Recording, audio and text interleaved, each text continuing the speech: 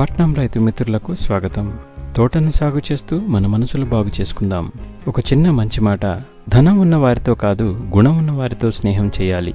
అలా చేస్తే స్నేహం వల్ల బాధపడే రోజు మాత్రం రాదు. ఎందుకంటే ధనం కన్నా గుణం గొప్పదని తెలుసుకోవాలి.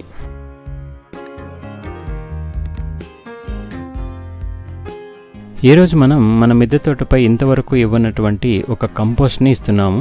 ఆ కంపోస్ట్తో పాటుగా ఏమేమి కలిపించాము, ఎందుకు కలపాల్సి వచ్చిందో కూడా తెలుసుకుందాం.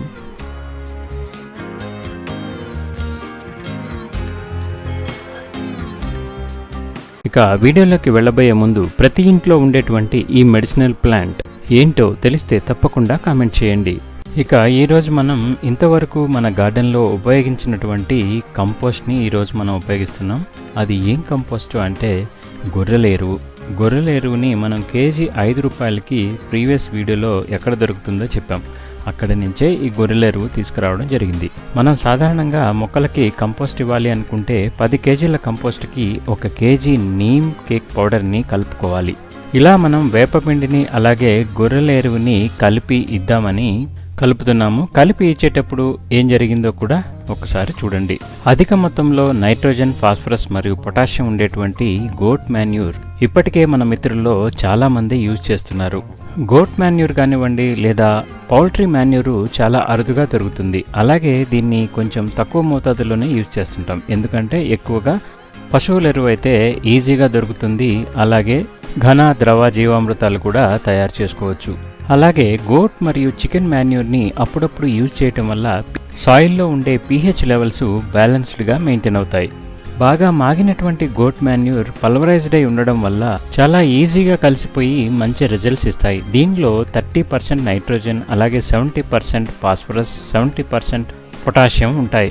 ఇక ఇలా తయారు చేసుకున్నటువంటి మిశ్రమాన్ని ఇప్పుడు మొక్కలకు అప్లై చేయడానికి రెడీ అయ్యాం. ఇలా రెడీ అయిన తర్వాత మొక్కల దగ్గర కొంచెం లూజ్ చేస్తున్నటువంటి సందర్భంలో ఆ సాయిల్ లూజ్ చేసి మనం ఇదేద్దాం అనుకున్నాం. ఇప్పుడే చూడండి ఇక్కడ ఏం జరిగిందో. చూడండి ఎన్ని గ్రబ్స్ ఉన్నాయో. ఇవి వైట్ గ్రబ్స్, పేడ పురుగులు అంటాం. కంపోస్ట్తో పాటు ఈ గ్రబ్స్ అనేవి వస్తూ ఉంటాయి. ఈ పురుగులు విపరీతంగా ఒక్కొక్క చోట కనీసం 10, 15, 20 ఒక కుండీలో నుంచే అన్నీ చూడడం జరుగుతుంది. వీటిని ఎలా కంట్రోల్ చేయాలి? ఇప్పుడు మనం తయారు చేసుకున్నటువంటి మిశ్రమం దీనిలో వేసినంత మాత్రాన ఈ పురుగులు పోవు. కాబట్టి ఈ పురుగుల కోసం మనం ప్రత్యేకించి ఒక చర్య తీసుకోవాలి. అదేంటో ఇప్పుడు తెలుసుకుందాం. అలాగే ఇప్పుడు చూస్తున్నారు కదా, ఈ ఒక్క కుండీలో నుంచే మనం ఎన్ని ఈ పురుగుల్ని తీస్తూ ఉన్నామో. దాదాపు 15 నుంచి 20 పురుగులు కేవలం ఒక కుండీలో నుంచే తీస్తున్నాం. అంటే మనం తెచ్చినటువంటి మాగిన పశువుల ఎరువుని తెస్తూ ఉంటాం. ఆ పశువుల ఎరువుతో పాటు వచ్చినటువంటి ఈ పురుగులు మనకి ఉన్నట్లుగా ఎలా తెలుస్తుంది?